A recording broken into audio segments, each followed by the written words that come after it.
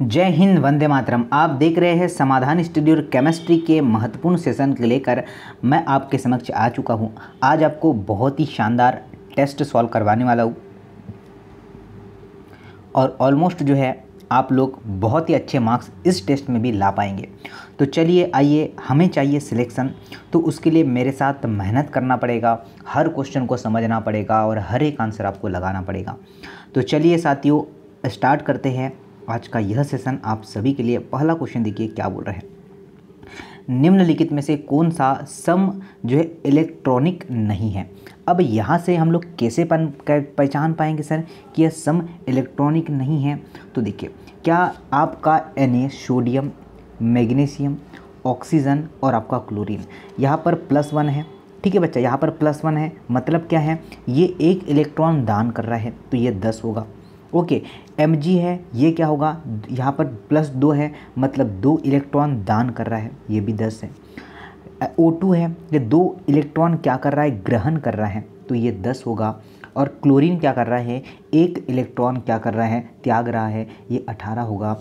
तो कौन सा राइट आंसर बन जाएगा। चीज़ें समझ पा रहे क्या, इलेक्ट्रॉन कर बेस पर ही हम इसे इलेक्ट्रॉनिक, सम इलेक्ट्रॉनिक कह सकते हैं। समझ आया, ठीक है, समझना है, चीज़ों को सीखना है और आंसर करना है। ठीक है, ये क्या कर रहा है, नेगेटिव है। ठीक है साथियों, ये क्या है, नेगेटिव है। ये भी क्या होता है, ये तो 17 में है। ठीक है बच्चा, ये दान कर रहा है क्या, ये अपने आप एक एक्सेप्ट कर रहा है। क्या है, ये अपने आप में एक एक्सेप्ट कर रहा है, ये आपको ध्यान रखना है। और ये भी साथियों ध्यान रखना, ये तो पॉजिटिव होना चाहिए। ठीक है बच्चा, ये नेगेटिव नेगेटिव। ठीक है, चलिए ये, हाँ बिल्कुल ये सही है, सभी सही है। ओके, चलिए आगे देखिएगा। आवर्त सारणी में परमाणु त्रिज्या जो है तत्वों में दाएं से बाएं क्या होता है। अब इसके रिलेटेड भी काफ़ी क्वेश्चन बोल रहे हैं बच्चे, सॉल्व करवा दीजिए सर। तो आपको जो है इसका भी वीडियो मिल जाएगा कि बाएं से दाएं जाने पर क्या होता है, उसके बाद क्या होता है, क्या होता है, क्या होता है। देखिए, परमाणु त्रिज्या में लेफ्ट से राइट जाने पर यह घट जाता है। क्या होता है, घट जाता है। पर यहाँ पर क्या कर रहा है, जो है राइट से कहा गया है, यह लेफ्ट जा रहा है, इसका मतलब क्या होगा, यह क्या होगा, घट जाएगा क्या। चलिए, आपको चीज़ें ध्यान रखना है कि जब समूह में ऊपर से नीचे जाते हैं तो त्रिज्या घट जाती है, यहाँ से आए तो नीचे से, अगर यहाँ से यहाँ गए तो घट जाती है।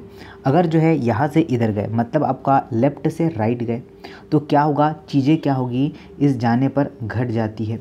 अरे इधर भी घट जाएगी क्या, इधर भी नहीं, इधर तो बढ़ जाएगी। ओके, क्या होगा, राइट आंसर बी हो जाएगा। ओके, त्रिज्या घट जाएगी। अच्छा, त्रिज्या घट जाएगी, लिथियम बेरिलियम। ओके, देखिए सभी लोग ध्यान दीजिएगा। ठीक है बच्चा, सभी लोग ध्यान दीजिएगा। ऊपर से नीचे आएंगे तो परमाणु त्रिज्या क्या होगी, घटेगी। अगर यहाँ से हम लोग दाएं से बाएं गए, ठीक है, दाएं से बाएं जाने पर क्या होगा, तो इसमें भी परमाणु त्रिज्या क्या ही घट जाएंगी। ठीक है, इसमें भी परमाणु त्रिज्या क्या होगी, घट जाएगी। राइट आंसर क्या होगा, ऑप्शन नंबर ए होगा। ठीक है बच्चा, बी नहीं होगा, ये आपको ध्यान रखना है। आगे देखिएगा, नेक्स्ट क्वेश्चन क्या है, निम्नलिखित में कौन जो है आपका हाइड्रोजन बंद नहीं जो है रखता है, कौन सा हाइड्रोजन बंद नहीं रखता है। तो हाइड्रोजन परमाणु जो है उच्च ऋणात्मक तत्व होते हैं। फ्लोरीन है, ठीक है बच्चा, फास्फोरस है, आपका ऑक्सीजन है और आपका नाइट्रोजन है। तो आपका यहाँ पर राइट आंसर बन जाएगा HCl। ठीक है, HCl इस क्वेश्चन का राइट आंसर होगा, जो बंद नहीं रखता है। क्या यही आंसर सभी लोगों ने लगा पाया है क्या। राइट आंसर की बात करें तो डी आंसर बिल्कुल सत्य है सर जी, बिल्कुल सत्य है, ये आप लोगों ने लगा पाया होगा। नेक्स्ट क्वेश्चन नोट करते हैं, किसी धातु के सल्फेट का सूत्र M2CO4 जो है √3 का जो है यहाँ पर होल ट्वाइस है। तो इस धातु के फास्फेट का सूत्र क्या होगा, यह आप लोगों से बोला गया है। क्या हर साथी, हर नौजवान, हर भाई साहब इस क्वेश्चन को बना पाएगा क्या। क्या होगा कि यहाँ पर जो सल्फेट दिया हुआ है तो उसमें जो है ये होगा MPO4 बन जाएगा, ये आपको नोट करेगा। फास्फेट सूत्र क्या होगा, ये हमसे बोला गया है। ठीक है, तो ये नोट करना है। बहुत ही शानदार क्वेश्चन है, बहुत ही शानदार चीज़ें हैं। तो आगे देखिएगा नेक्स्ट क्वेश्चन क्या है, निम्नलिखित में से किस विद्युत संयोजकता, ठीक है, विद्युत संयोजकता एवं विद्युत जो है सह संयोजकता दोनों है, किस में है ये आपको बोला है। ओके तो देखिए मैं चारों चीज़ों को समझाऊंगा आपके समक्ष, राइट आंसर नोट करेगा। आपका राइट आंसर होगा विद्युत संयोजकता और सह संयोजकता किस में होती है, NaOH में। और अभी मैंने आपको एक वीडियो प्रोवाइड किया है, उसे जाकर देख लीजिएगा, ये काफ़ी सारे जो आपको फॉर्मूलेज हैं वो क्लियर हो जाएंगे। विद्युत संयोजकता बोला जाता, ठीक है, संयोजकता किस में होती है, तो विद्युत संयोजकता जो होती है NaCl में होता है, सोडियम क्लोराइड में होती है। सह संयोजकता किस में होती है, तो इसमें होती है सह संयोजकता, ठीक है। और जो है आपसे बोला HCl क्या है, तो यह सह संयोजकता ध्रुवीय, इसमें भी सह संयोजकता होती है।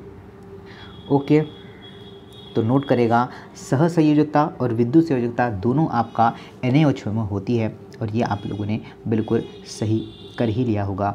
आते हैं सर जी आगे, नेक्स्ट क्वेश्चन देखते हैं क्या बोला गया है।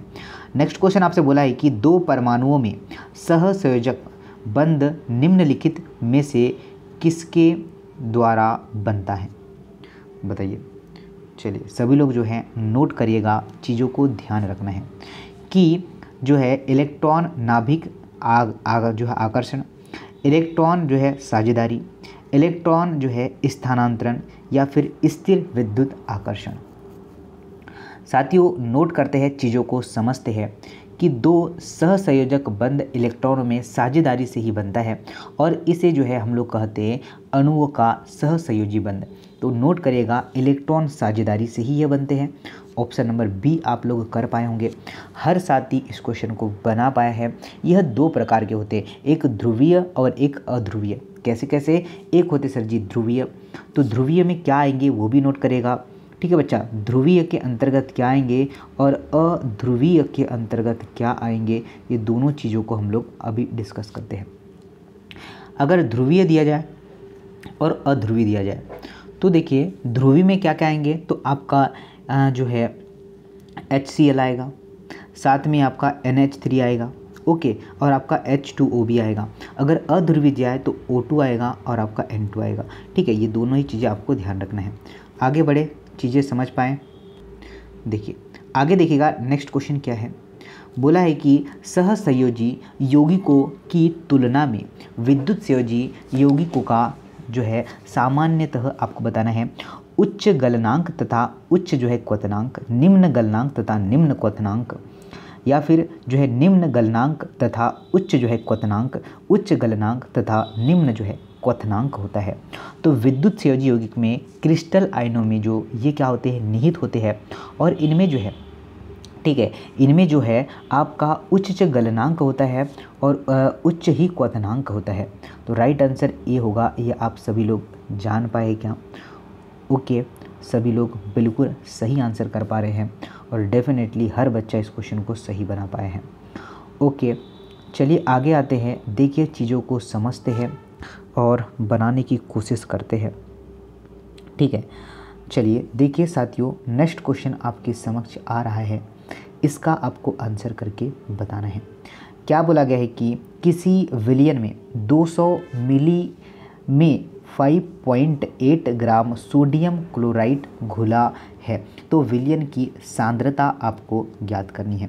पहले तो आपको फॉर्मूला पता होना चाहिए, तभी हम लोग इसकी मोललता, इसकी सांद्रता निकाल पाएंगे, ठीक है। चलिए आप लोग बना पाएंगे क्या, हर साथी हर बच्चा इस क्वेश्चन को बना पाएगा। कैसे बना पाएंगे ज़रा ध्यान दीजिएगा। आपका यह होगा आपका, ठीक है, 100 मल्टीप्लाई होता है विलियन का द्रव्यमान, विलियन का द्रव्यमान नोट करना मेरे साथ, साथ में ही होता है आपका विलेय का अणु, ठीक है बच्चा, क्या होता है विलेय का अणु, मल्टीप्लाई होता है आपका जो है विलियन का आयतन, विलियन का आयतन। अब देखिए चीज़ों को समझना है, 1000 लिख दिया है मैंने, ओके। अब क्या होगा मल्टीप्लाई 5.85 दिया है आप लोगों को, ये नीचे अपॉन विलेय का अनुभार हम लोग निकालेंगे, तो ये निकलेगा 58.5 निकलेगा, और ये दिया है आपको विलेय का जो है, ठीक है, आयतन दिया है का 200, इस तरीके से निकल जाएगा। अब देखिए हम लोग यहाँ पर सॉल्यूशन करते हैं, ये 2 से ये 2 शून्य कट गए, ये देखिए दशमलव देखिए काटते, इससे टोटली कट जाएगा, एक जो है जीरो बचा रहेगा, तो ये एक जीरो से एक जीरो कट जाएगा, तो 1/2 यहाँ पर आएगा, और ये 1/2 ही आपका 0.5 जो है मोलर होता है। क्या आप लोग जो है समझ पाए कि हमने कैसे सॉल्व कर पाया है? ठीक है, विलेय का अनुभार निकालेंगे, इसीलिए क्या करते हैं बच्चा, यहाँ पर हम लोग इसमें 5.8 में हम लोग जो है भाग लगाते हैं 10 का, तो ये निकल जाएगा आपका, विलायक से हम लोग विलियन निकालेंगे पहले, और विलियन को नीचे में मान में रख देंगे, आपका ऑब्वियसली आंसर आ जाएंगे। आगे बढ़े, समझ पाए चीज़ों को? चलिए नेक्स्ट क्वेश्चन कर लेते हैं। ओके, चलिए देखिए नेक्स्ट क्वेश्चन साथियों आपके समक्ष है, और हर साथी इस क्वेश्चन को कर पाएगा। देखिए क्या दिया है, 1 ग्राम NaCl घनीय क्रिस्टल में कितने इकाई कोष्ठ होते हैं? परमाणु द्रव्यमान इनका दे रखा है, तो अब हम लोग इस पे सॉल्व करते हैं। ओके, हम अब इसको सॉल्व करेंगे, तो आप लोग ध्यान दीजिएगा, चीज़ों को समझना है, चीज़ों को साथ मिलकर जो है सॉल्व करते हैं। ओके, चलिए इसको तो अब लास्ट में करते हैं। ठीक है बच्चा, ये थोड़ा लेंदी क्वेश्चन है, इसे मैं आपको बाद में करवाता हूँ। ओके, या तो नोट कर लेता हूँ, आंसर बता देता हूँ आप लोगों को। ठीक है, आंसर होगा आपका ऑप्शन नंबर बी, 2.57 मल्टीप्लाई 10^21 की पावर जो है जो है आपका यूनिट सेल्स होता है, ये आपको ध्यान रखना है। ऑप्शन नंबर बी करेक्ट होगा। चलिए, क्या सॉल्यूशन भी करके बता दें क्या? चलिए सॉल्यूशन भी करते हैं। देखिए सभी लोग नोट कर पाएंगे, चीज़ों को समझिएगा क्या होती है। यहाँ पर आपको क्या करना है, यहाँ पर आपको क्या करना है ये आपको पता होना चाहिए। ओके, चलिए लेंदी ही जाएगा, छोड़िए, इसे बाद में करते हैं। ओके, अंतिम में करते हैं। देखिए नेक्स्ट क्वेश्चन नोट करते हैं, क्या दिया है जरा नोट करना साथियों, क्या दिया है। बोला गया है कि एक जो है रेडियो सक्रिय अभिक्रिया जिसमें बीटा कण उत्सर्जित होते हैं तब क्या होता है? अब नोट करिएगा, प्रोटॉन का न्यूट्रॉन में परिवर्तन होता है, साथ ही न्यूट्रॉन का प्रोटॉन में परिवर्तन होता है, न्यूट्रॉन का इलेक्ट्रॉन में परिवर्तन होता है, साथ ही इलेक्ट्रॉन का न्यूट्रॉन में परिवर्तन होता है। तो यहाँ पर क्या होगा, यहाँ पर आपको चीज़ों को ध्यान रखना है कि आवेश में द्रव्यमान इलेक्ट्रॉन में समान ही होते हैं। आपका न्यूट्रॉन का जो है प्रोटॉन में परिवर्तन होगा। ठीक है, ऑप्शन नंबर बी इसका करेक्ट आंसर बन जाएगा। आप लोग इसका आंसर कर पाएंगे, और डेफिनेटली इसका आंसर बिल्कुल आप लोग सही कर पाएंगे। आगे आते हैं, चीज़ों को समझते हैं, चीज़ों को सीखते हैं। देखिए साथियों क्या क्वेश्चन है। बोला है कि आवर्त नियमानुसार तत्वों के गुण में परिवर्तन निर्भर करता है नाभिकीय न्यूट्रॉन प्रोटॉन संख्या के अनुपात पर, परमाणविक द्रव्यमानों पर, नाभिकीय द्रव्यमानों पर, या फिर परमाणु क्रमांकों पर। क्या आप लोग जो है बता पाएंगे कि द्रवों, आपको ध्यान रखना है कि द्रवों के अणुओं में जो है परस्पर परमाणु क्रमांकों पर यह निर्भर करता है। साथियों किस पर निर्भर करता है? परमाणु क्रमांक पर यह निर्भर करता है। तो ऑब्वियसली आपका राइट आंसर क्या बन जाएगा? डी आंसर बन जाएगा। अगर चीज़ें अच्छी लगती है, चीज़ों में हम लोग कुछ सीख रहे हैं, तो आप सिर्फ लाइक कर दीजिएगा, ताकि जो है मैं देख सकूँ कि कितना बच्चा बिल्कुल वीडियो को प्रॉपरली पढ़ पा रहा है और प्रॉपर सिलेक्शन ले पाएगा।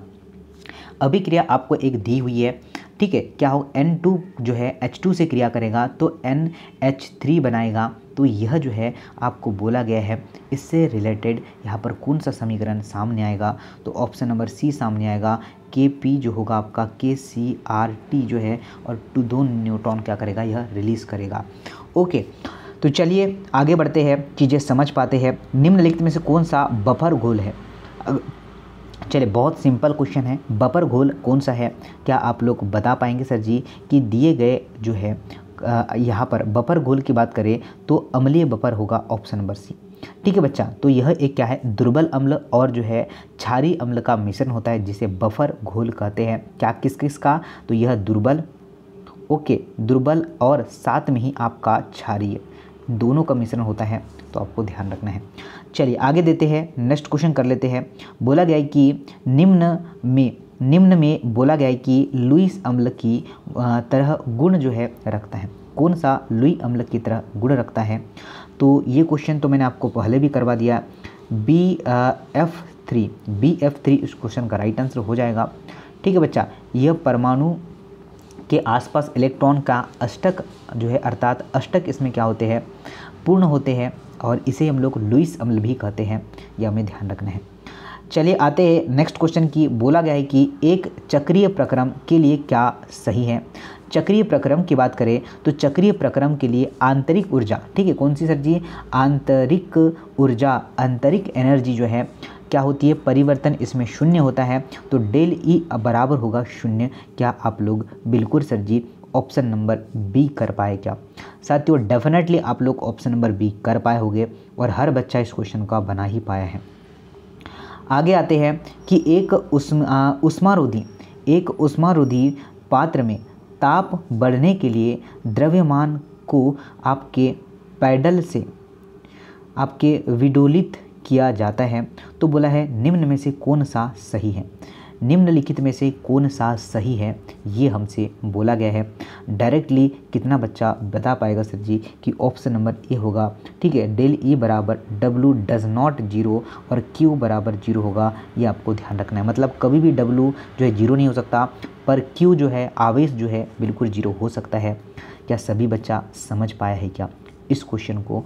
आगे बढ़ते हैं, फिर अगला क्वेश्चन सॉल्व करते हैं। देखिए साथियों, देखिए नेक्स्ट क्वेश्चन क्या है। चीज़ें बनने से बनती है, चीज़ों को ध्यानपूर्वक पढ़ेंगे तो हर चीज़ बनने लगेगी आप लोगों से। द्वितीय कोटि की प्रतिक्रिया का जो है अर्ध जीवन काल होता है।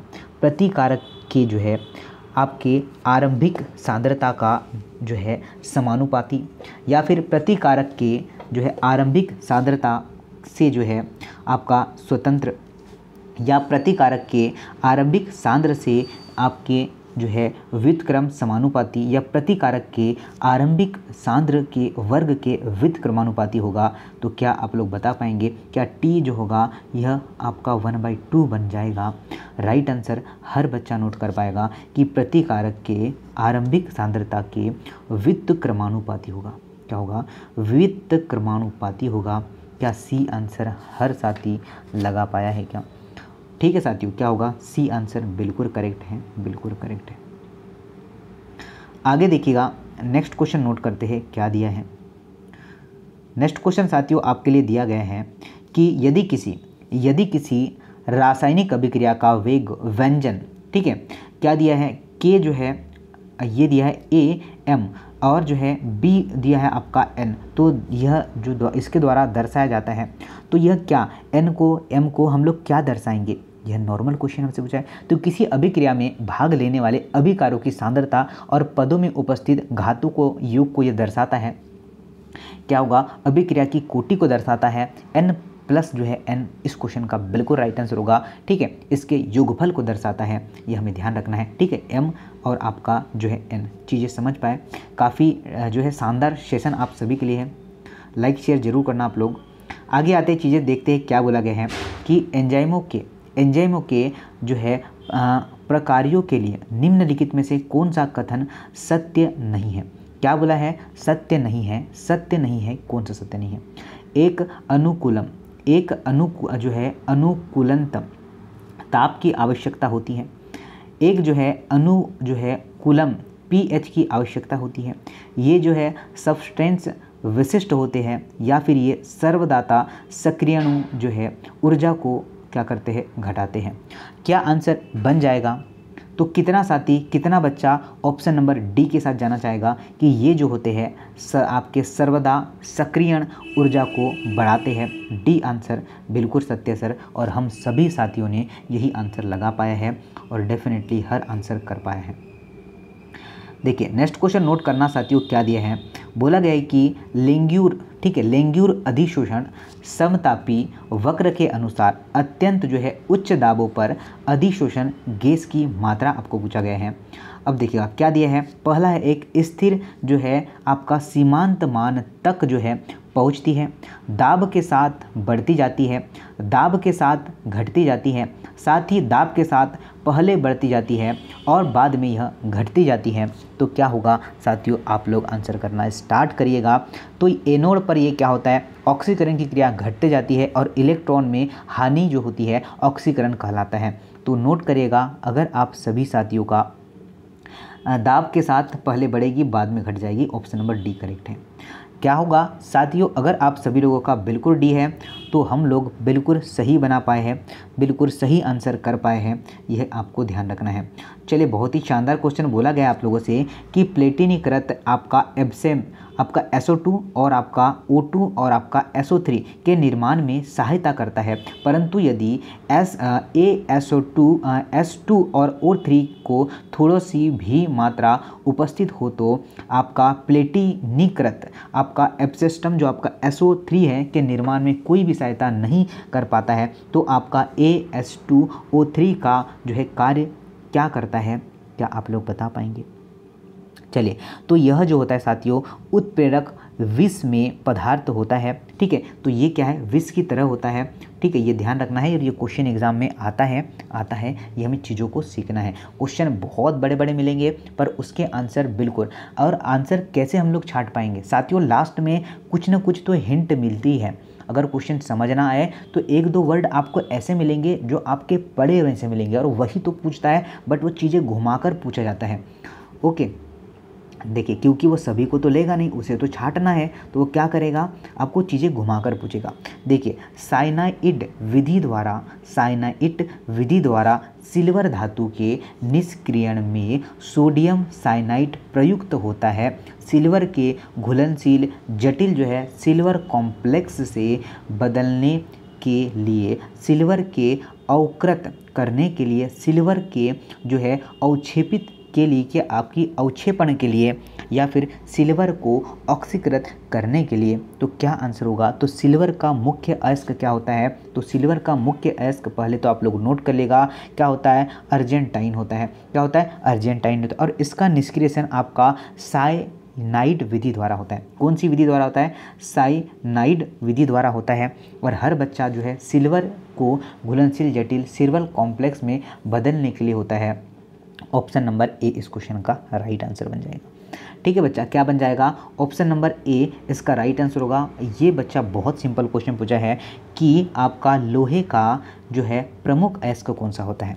तो हेमेटाइट और मैग्नेटाइट। हेमेटाइट मतलब क्या होता है? Fe2O3 होता है। अगर आपको बोल देता है मैग्नेटाइट, कौन सा? आपका मैग्नेटाइट। तो मैग्नेटाइट क्या होता है? तो Fe3O4 होता है। चीज़ें को आपको समझना है, चीज़ों को सीखना है और बेहतरीन तरीके से हमें अपने आप में इम्प्लीमेंट करना है। तो साथियों, ये था आज का इम्पोर्टेंट सेशन। आई होप आपको बहुत पसंद आएगा। लाइक शेयर ज़रूर करना है और कमेंट बॉक्स में कमेंट करके ज़रूर बताना है कि आपको इस 30 क्वेश्चनों में आपने कितने क्वेश्चन सही किए हैं, और जो है अपने दोस्तों को, अपने विद्यार्थियों को, अपने मित्रों को, उन सभी को बता दीजिए कि समाधान स्टडी आपके लिए पूरा डेडिकेट है, पूरा आप ही के लिए सेशन बना रहा है। इस बार जम के चलिए, अच्छे से अच्छे मार्क्स ला पाएंगे हम लोग। तो चलिए, जय हिंद, नमस्ते, वंदे मातरम।